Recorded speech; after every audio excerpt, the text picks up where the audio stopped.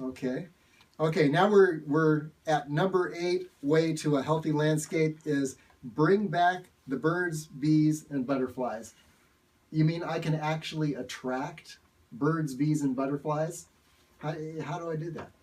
Well, in your case, you would need a plant, probably. That would be helpful. They're not going to But catch me up. it's so easy and so much fun. Again, there are so many native plants that attract hummingbirds and butterflies. Great example. I was planting a garden once, and I had the plants in my hand in a container, and I'm planting them. And there's 4 children who happen to, to be familiar with me, and they said, Mr. J, you won't believe what we see. I says, I know you see the butterflies, because the butterflies are on the plants before we plant them. He said, oh no, we see butterflies all the time, Mr. J. It's the hummingbirds. And who doesn't love hummingbirds? I challenge you. Is there anybody that doesn't love hummingbirds? So you can attract those without, putting up build it and they will come. Stuff. Right. You don't need feeders. You need the host Yeah, plant. yeah. And the host plant's a native plant. There Fantastic. You go. That was easy. Okay. Number 9 way to a healthy landscape is trees for clean air and soil conservation. Tell me, what does it do to the environment when I plant just one tree where there was no tree? One tree is certainly better than no trees in that trees give off oxygen, which obviously we need to breathe. They also take in carbon.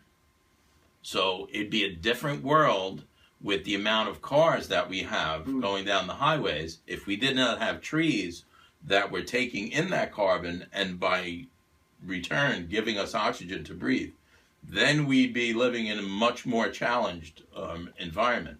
So please plant one tree, and you can love that. And we used to sit under a family tree when I was growing up, because I grew up in a concrete jungle in the Bronx, and we'd have to go far to find one tree. But if you could plant communities of trees grow like families. They come, in groups, and they're even more dynamic. And so you're saying they're almost like an air filtration system? Oh, they absolutely will clean the air. They will help clean the air and give us all the things that we need, all the resources. Our homes are made of trees. My guitar and my piano they're trees. They were trees once.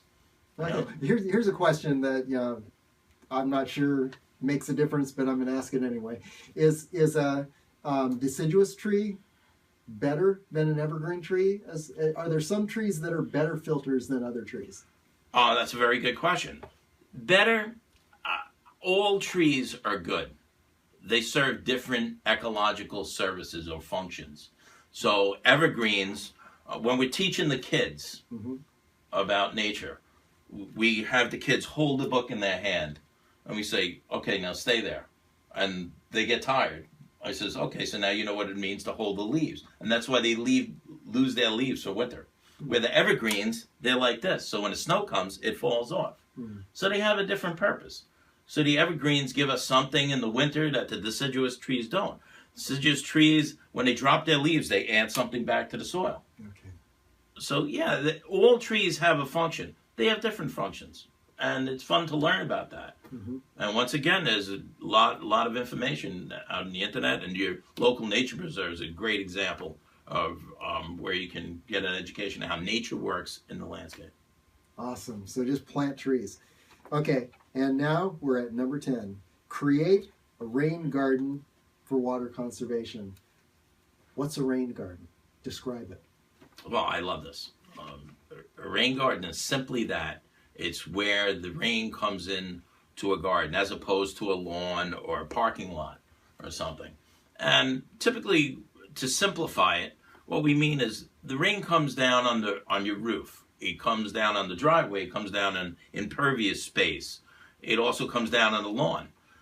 And it gets absorbed by the lawn somewhat, and it gets absorbed by your landscape. It doesn't get absorbed by your house. It doesn't get absorbed by your driveway or the road. Instead, it comes in contact with asphalt shingles on your roof, which are, again, petroleum distillates. It comes in contact with gas and oil off the roadway. We need to clean that gas and oil. We need to clean, unfortunately, some of the toxins that you've been putting on your landscape. And a great way to do that is to find area of your yard that doesn't want to be a lawn. Maybe he wants to be a little garden. So you can make a little depression and put in, once again, native plants that will take periods of inundation where the water will sit there. The water will sit there, infiltrate the ground, water the plants, and then be cleaned once again by the soil and the plants, and create oxygen and a more beautiful environment, and it'll attract other beneficial species. And also, these plants are adapted to withstand drought. Pretty much, if you look around our natural landscapes, our forests and our fields, this is how nature adapted. So what we're doing is we're mimicking nature. The best things in nature. Now, the parking lots we need. We also need forest.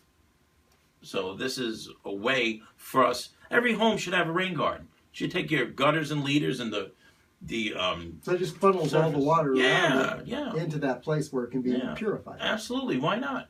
Why not? It's fun. Marvelous. Okay, so you've given us 10 really powerful ideas to a healthy landscape in converting our yard. Now, it sounds like we can also contact you for more information, for resources, for your guidance. What if I don't want to do all these 10 things and I'm overwhelmed with these? Maybe I can just do one, but what if I want to make a big mark and what can you do for me? Well, first we can recommend that any one thing that you do to change your landscape into a more beautiful, healthy environment for yourself and your family and for your children and our children's children will be an improvement on what you may be doing today. The other thing you could do is look at our website, go to the links to other educational organizations, check our list of plants and our resources that you can connect with. Contact us directly by email, by phone. We're happy to exchange with you and help you to put together something that will enable you to create a healthier environment. And if I'm totally overwhelmed by this anyway, and I just don't get around to it, can I call you and you come and do it for me?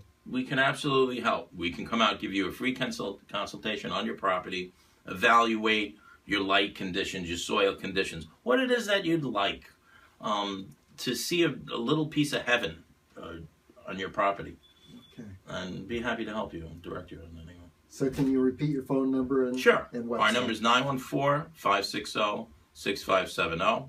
And you could check our website, greenjlandscaping.com. And so you have a vision for a world that has healthy landscape in each yard. Yes, it is a beautiful world as it is. And having loved nature my entire life, I'd like to see more nature in our world and more appreciation and love of nature. Because after all, it's like loving ourselves. Wonderful. Thank you so much, Jay. Great. Thanks, Dave.